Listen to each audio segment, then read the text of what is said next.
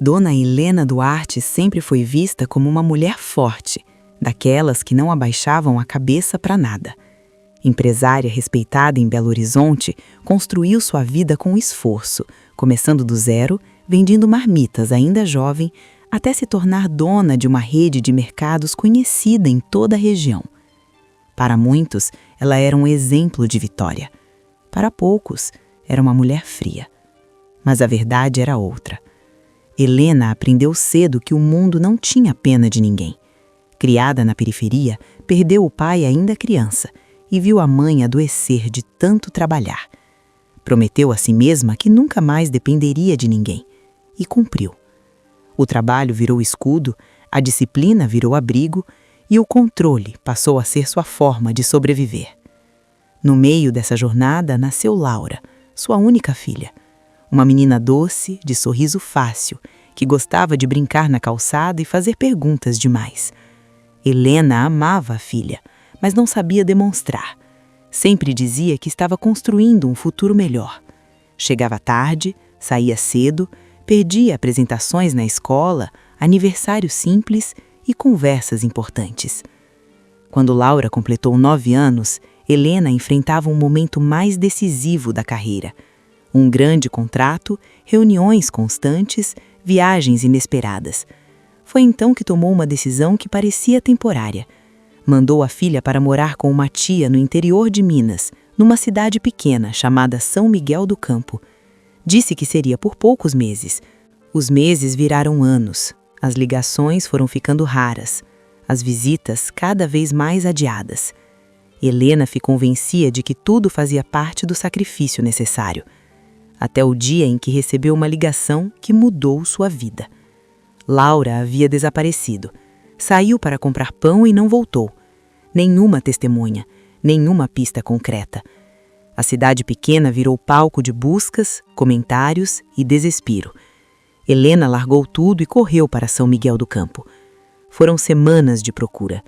Depois, meses. Cartazes colados em muros, postes e pontos de ônibus. Promessas de recompensa, investigação policial e silêncio. Com o tempo, o caso esfriou. As pessoas seguiram suas vidas, mas Helena não seguiu. Voltou para Belo Horizonte carregando um vazio que nenhum sucesso conseguiu preencher. Anos se passaram. O dinheiro aumentou, a solidão também. Helena passou a visitar cidades vizinhas colando cartazes por conta própria, como se aquilo fosse o último gesto de mãe que ainda lhe restava. Em uma tarde comum, numa rua simples de Contagem, ela parou diante de um poste de concreto descascado. Colou mais um cartaz. O rosto de Laura já parecia distante, mas ainda doía como no primeiro dia. Enquanto alisava o papel com as mãos trêmulas, sentiu que estava sendo observada. Virou-se devagar e viu uma menina parada na calçada. Magra, roupa simples, olhar sério demais para a idade. A menina não sorriu, não pediu nada.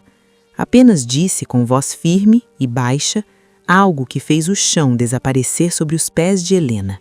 Helena sentiu o coração bater tão forte que precisou apoiar a mão no poste. A menina a encarava sem medo, como se carregasse um segredo pesado demais para alguém tão jovem. Helena tentou falar, mas a voz não saiu. Foi a menina quem quebrou o silêncio, dizendo que já tinha visto aquela garota do cartaz. Não foi na televisão, nem em jornal algum. Ela disse que conheceu Laura em um lugar simples, onde ninguém fazia perguntas demais. Um lugar de gente esquecida. Helena respirava com dificuldade, dividida entre a esperança e o medo de mais uma decepção.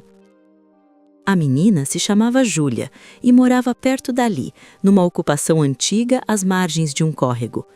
Disse que Laura tinha vivido um tempo com pessoas boas, mas que a vida não tinha sido fácil. Falava pausadamente, escolhendo cada palavra, como quem sabe a responsabilidade do que está dizendo. Helena quis saber tudo de uma vez. Onde, quando, com quem, mas percebeu que pressionar não ajudaria. Aprendeu naquele instante a escutar, algo que não fazia havia anos. Júlia contou que conheceu Laura quando ainda era pequena, em um abrigo improvisado mantido por voluntários. Laura era quieta, ajudava a cuidar das crianças menores e sempre falava da mãe. Falava com carinho, mesmo sentindo falta. Isso foi o que mais feriu Helena.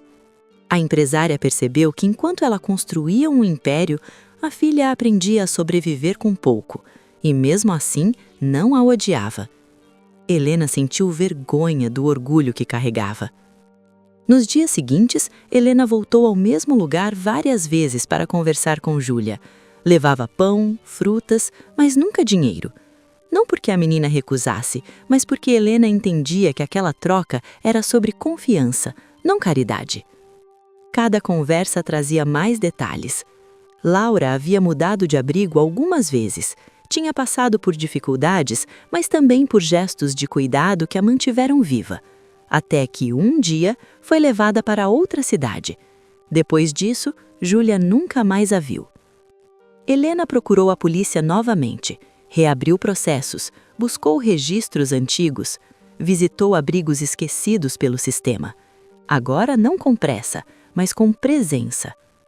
O envolvimento com Júlia cresceu. Helena passou a ajudar a família da menina com documentos, escola e atendimento médico. Não por culpa, mas por reconhecimento. Aquela criança havia sido a ponte entre o passado e a esperança. Depois de semanas de busca, um nome surgiu em um arquivo antigo. Uma jovem com características muito parecidas, vivendo em um abrigo feminino em Goiás.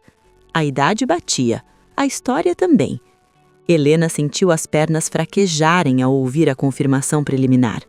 Mas antes que pudesse comemorar, veio o aviso. A jovem não queria contato com ninguém do passado, especialmente com a mãe. A esperança que havia nascido voltou a se transformar em medo. A viagem até Goiás foi silenciosa. Helena dirigiu por horas, com a mente tomada por lembranças que sempre evitou. Cada quilômetro parecia um acerto de contas com o passado. Não levava flores nem presentes, levava apenas coragem e culpa. Ao chegar ao abrigo, o prédio simples contrastava com tudo o que Helena conhecia. Paredes claras, móveis antigos, cheiro de café recém-passado. Ali não havia luxo, apenas cuidado. E foi ali que Helena percebeu o quanto havia confundido conforto com amor durante toda a vida. Disseram que Laura não queria vê-la. Helena aceitou. Pela primeira vez, não tentou mandar, comprar ou exigir. Sentou em um banco do lado de fora e esperou. As horas passaram lentas.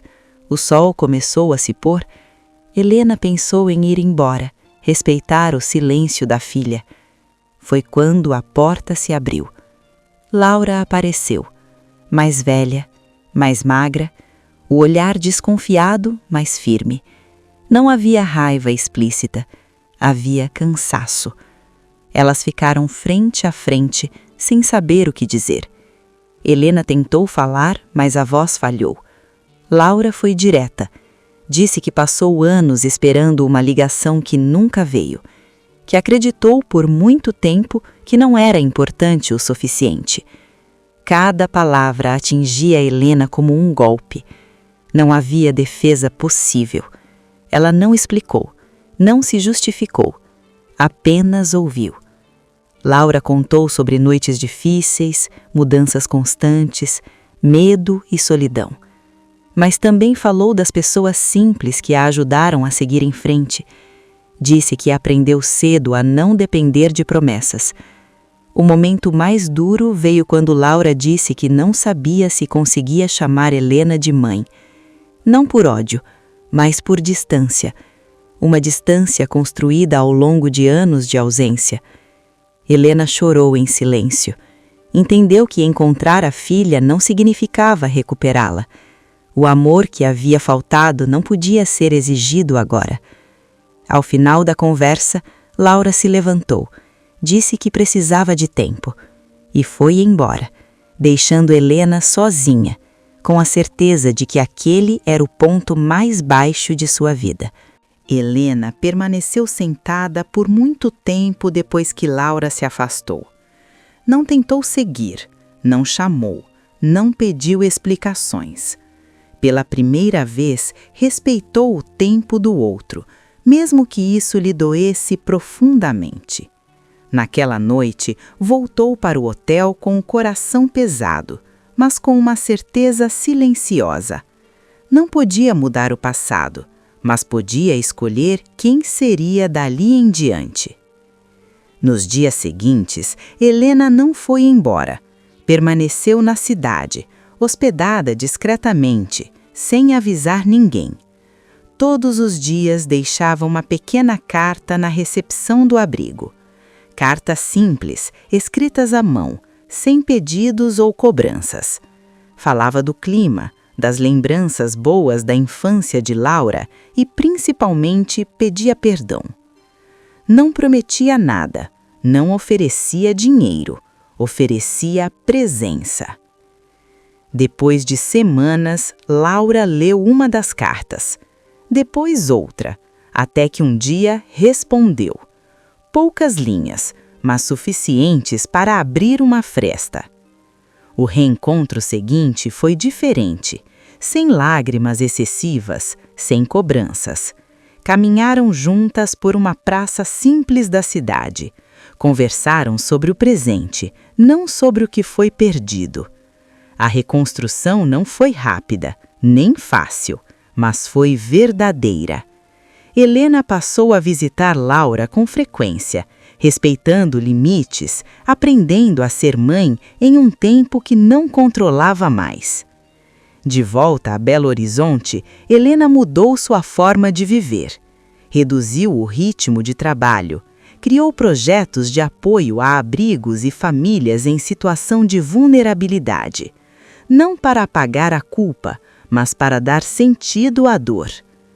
Júlia, a menina da Rua Simples, também teve a vida transformada. Ganhou acesso à escola, estabilidade e cuidado, não como recompensa, mas como reconhecimento por ter sido a voz que ninguém escutava. Anos depois, Helena voltou àquela rua de Contagem. O poste de concreto estava lá, sem cartazes, sem desespero.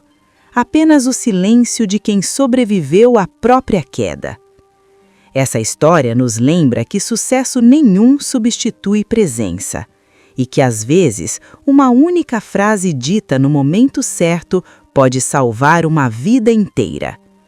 Se essa história tocou você, deixe seu comentário.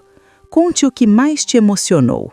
Siga o canal para continuar ouvindo histórias que falam de amor, escolhas e recomeços.